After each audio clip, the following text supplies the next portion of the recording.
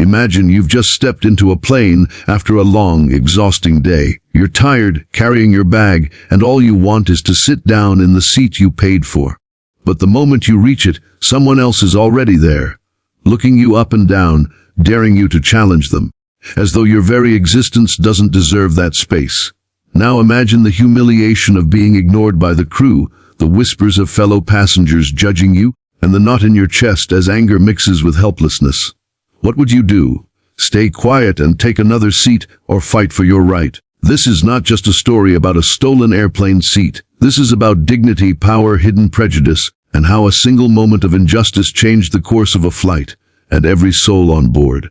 Aaliyah Monroe was only 27, yet already one of the youngest black female billionaires in the United States. She had built a global cosmetics empire with nothing but grit, vision, and sleepless nights. But on this particular evening, she wasn't flying on her private jet. She had chosen to fly commercial, quietly, with no entourage, no special announcement, because sometimes she wanted to remind herself what normal life felt like. Her assistant had booked her a first-class seat on a flight from New York to Los Angeles. She arrived dressed elegantly but modestly, a cream blazer over a simple blouse, black jeans, and a pair of gold hoop earrings that gleamed under the airport lights. Her long curls framed her face, glowing with the confidence of someone who had worked hard for everything she had. The cabin smelled faintly of leather and citrus as she stepped into first class. Passengers were already settling in. She spotted her seat, 4A, by the window, but when she reached it, she froze. A woman was already seated there. The woman, blonde, mid-40s, dressed in a navy blue blazer with an expensive scarf draped around her shoulders, looked up with an expression that instantly carried arrogance. She didn't budge. Aaliyah cleared her throat politely. "Excuse me, I think you're in my seat. This is 4A. The woman didn't even check her boarding pass. She just smirked. "I'm sure there's been some mistake. I'm sitting here. Maybe you should check again. Coach is down there." She gestured dismissively toward the back of the plane. A hush fell over nearby passengers. Some glanced away, others stared curiously, waiting to see what Aaliyah would do. Aaliyah's jaw tightened, but her voice remained calm. "No mistake. Here's my ticket." She held it out firmly. The flight attendant approached, sensing tension. But instead of siding with Aaliyah, she smiled nervously at the seated woman. "Ma'am, perhaps we can sort this out quietly. Miss, would you mind just taking another seat while we check?" "Miss," just like that, dismissing her, as if she didn't belong. Aaliyah felt a flush rise in her cheeks. Memories of her childhood, of being told she wasn't enough, of being overlooked in classrooms and boardrooms, rushed back. She had spent years building walls of confidence, yet here she was again, made invisible in front of strangers. But she wasn't invisible anymore. "No," Aaliyah said firmly. "This is my seat. I paid for it, and I will sit here." The woman leaned back smugly. "You people always think everything's about race. Maybe you're confused." The words hit like a slap. Aaliyah gripped her ticket tighter. A man across the aisle muttered, "Unbelievable." Another whispered, "Isn't she that businesswoman? I saw her on Forbes." The tension spread like fire through the cabin.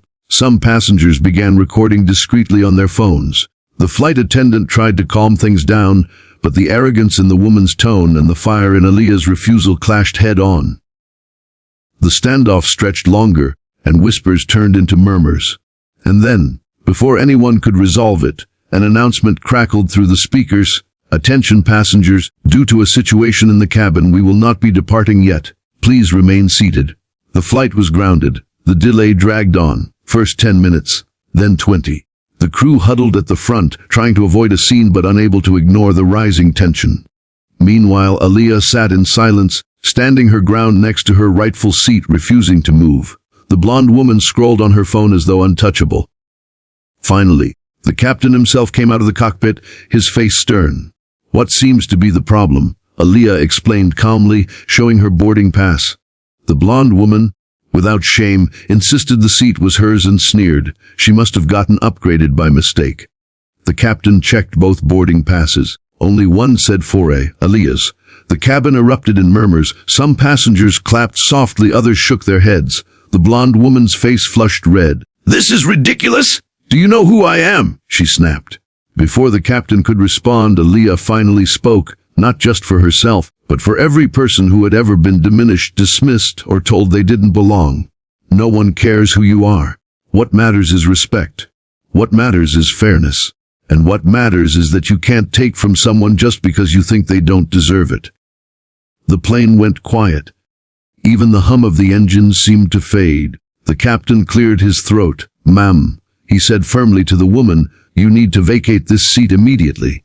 If you refuse, you will be removed from this flight." For a moment she didn't move. But then, under the weight of dozens of watching eyes, she stood fuming and stormed down the aisle. Aliyah finally sat in her seat. Her hands trembled slightly, but her gaze was steady.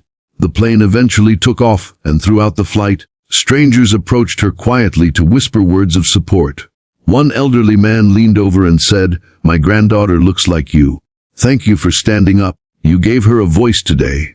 By the time they landed in Los Angeles, the story had already spread online. The videos passengers uploaded had gone viral. The world saw not just a billionaire businesswoman defending her seat, but a human being refusing to be erased. And in that moment, the fight over a single airplane seat became a symbol of dignity, resilience, and the truth that no matter your skin color, your gender, or your background, you deserve the space you've earned. Sometimes life's biggest battles aren't fought in boardrooms or courtrooms. Sometimes they're fought in everyday moments, on planes, in schools, at workplaces, where respect and dignity are on the line. Aliyah's story reminds us that silence only fuels injustice, and that standing up, even in something as small as a stolen seat, can ground an entire flight and lift an entire movement. Because the truth is simple: respect is not optional, it's a right. And when you claim it boldly, you don't just take back your seat. You give countless others the courage to do the same.